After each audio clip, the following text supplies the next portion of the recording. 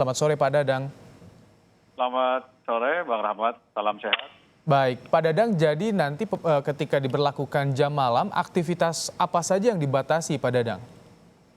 Ya, perlu kami sampaikan dan perlu kami luruskan terlebih dahulu bahwa Kota Depok tidak memberlakukan jam malam. Akan tetapi Kota Depok memberlakukan pembatasan aktivitas warga atau PAW dalam hal ini aktivitas sosial. Juga kita melakukan pembatasan aktivitas ekonomi yang dimana untuk mall, minimarket, supermarket, hipermarket itu sampai jam 18.00. Tetapi untuk layanan secara daring itu diberikan dispensasi sampai dengan jam 8 malam. Oh, Untuk aktivitas warga ini baru dibatasi sampai dengan jam 8 malam. Seperti itu. baik. Ini bedanya apa jika Anda menolak untuk disebut jam malam, bedanya apa dengan pembatasan aktivitas di siang hari Pak Dadang? Ya, istilah jam malam biasanya kami lebih lebih ke seperti darurat sipil atau darurat Baik. militer, sehingga ini kondisi saat ini kami tidak menyebutnya sebagai situasi dengan diberlakukan jam malam, lebih kepada pembatasan aktivitas warga. Baik. Ya. Hanya membatasi untuk tadi Anda sampaikan sektor usaha di bidang kuliner saja atau seluruh sektor usaha nantinya tidak bisa beraktivitas di jam yang tadi dibatasi Pak Dadang? Ya, untuk sampai jam 8 untuk pembatasan aktivitas warga itu untuk aktivitas sosial. Misalnya ada kegiatan-kegiatan, pertemuan, misalnya ada resepsi pernikahan yang biasanya sampai malam hari, itu dibatasi sampai jam 8 malam. Itu pun harus dengan izin, dengan Satgas ataupun gugus tugas, seperti itu. Iya. Kalau untuk perkantoran karyawan yang harus bekerja hingga malam hari, lembur, ini yang juga menjadi pertanyaan. Jadi bagaimana kebijakannya Pak Dadang? Ya, untuk mereka yang bekerja di malam hari, misalnya banyak warga Depok ini kan komuter, jadi Iya. komuter.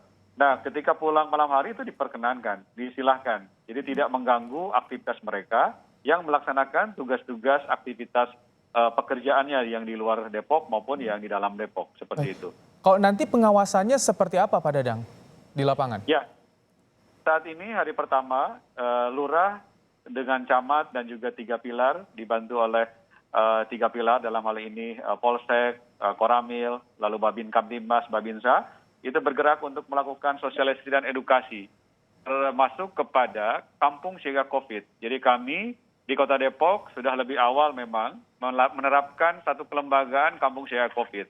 Jadi sebagai garda terdepan di dalam rangka melakukan pencegahan dan juga penanganan COVID-19. Nah demikian pula nanti ketika pada saat kita akan melakukan penegakan aturan ini, nanti Satuan Polisi Pamung Praja juga dibantu oleh TNI Polri akan melakukan pengawasan dan penertiban. Respon hari ini terutama untuk aktivitas ekonomi di mall, minimarket, di pasar-pasar modern, responnya sudah sangat responsif. Para manajemen mereka sudah memberitahukan kepada tenan-tenannya dan mereka sudah memberikan sosialisasi di internal mereka dengan leaflet, dengan informasi-informasi yang sifatnya secara online. Pak Dadang, kabarnya belum ada sanksi untuk penerapan aturan ini, padahal kewajiban memakai masker saja yang sanksinya sudah jelas masih banyak yang melanggar. Bagaimana yakin ini bisa efektif? Ya, sanksi saat ini untuk pelanggar protokol kesehatan untuk secara pribadi dalam hal ini penggunaan masker itu sudah diterapkan. Jadi karena kita ada 3 strategi di dalam rangka melakukan penerapan protokol. Jadi protokol kesehatan untuk setiap individu, yaitu kita propagandakan dengan program personal lockdown, yaitu penggunaan masker, jaga jarak, menghindari kerumunan, dan lain-lain. Yang kedua adalah protokol kesehatan bagi mereka yang pulang kerja. Jadi pulang kerja sebelum ke rumah mereka ada protokol kesehatan. Dan ketiga itu terkait dengan pembatasan aktivitas warga. Mengapa ini dilakukan? Karena saat ini dalam 2 minggu terakhir import case kita itu lebih dari 70%. Yang berdampak kepada penularan di lingkungan keluarga atau transmisi lokal. Nah seperti itu. Nah untuk penegakan hukumnya dalam hal ini kami lebih besar memang bagaimana membangun kesadaran warga dalam hal ini dari sisi edukasi dan sosialisasi. Nanti pada taraf tertentu, kita hari ini 1 dan 2 hari ini kita melakukan sosialisasi edukasi. Nanti hari ketiga kami mulai melakukan penegakan hukum. Ya. Jadi nanti ketika yang berkerumun di malam hari atau bahkan nongkrong di tempat makan di malam hari, mereka akan dikenai sanksi. Seperti apa gambaran sanksinya nanti Pak Dadang? Ya, jika mereka tidak mematuhi protokol kesehatan yang kita tetapkan, ya untuk pribadinya ketika dia tidak menggunakan masker, maka dikenakan denda. Lalu mereka ketika misalkan melewati jam sesuai dengan yang ditentukan oleh kami, itu kami akan berikan juga sanksi kepada pengelola seperti itu. Jadi hanya kepada pengelola yang membuka ruang, bukan terhadap pelanggar pengunjungnya Pak Dadang? Pengunjungnya nanti ketika mereka tidak menggunakan masker, ya itu akan dikenakan sanksi, dan juga kepada pengelolanya terutama yang menyediakan aktivitas itu. Iya. Jadi sebetulnya yang juga menjadi pertanyaan, kenapa diberlakukan pembatasan aktivitas di malam hari? Apakah kebijakan selama ini belum cukup efektif untuk bisa menekan COVID di Kota Depok, Pak Dadang? Ya, tentunya salah satu cara di dalam rangka menekan penularan adalah mengurangi waktu interaksi masyarakat.